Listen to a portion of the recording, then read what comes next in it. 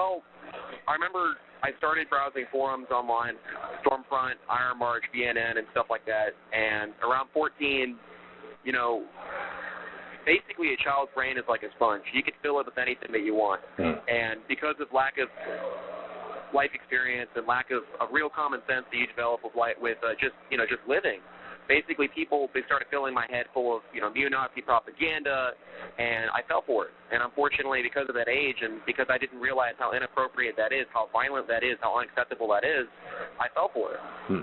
It's the same exact experience that a lot of prisoners have, where at a young age, it could be an inner-city gang, it could be a rural gang, it could be anything that pretty much goes and needs to have a line of new, fresh recruits that are impressionable, young, and will go and commit acts of violence for people older than them that have more experience with them and use them essentially as foot soldiers. It's the same story that happens in, war-torn countries. It's the same story that happened with Hitler Youth. And unfortunately, it happened to me, and it happens to a lot of other, people convicted of crimes and serving in incarcerated communities today. Yeah. For those who are not out there, can you explain what is a neo-Nazi, or what exactly is this?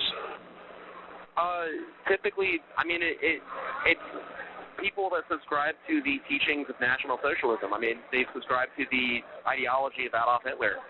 But it's kind of hard to give a direct definition of that, because you have groups that are satanic, like Order 9 Angles. You have groups that are Christian identity, claim to be Christian, which are neo-Nazi Christians. You have groups that are pagan, that have animosity towards Christianity and to Satanism and stuff like that.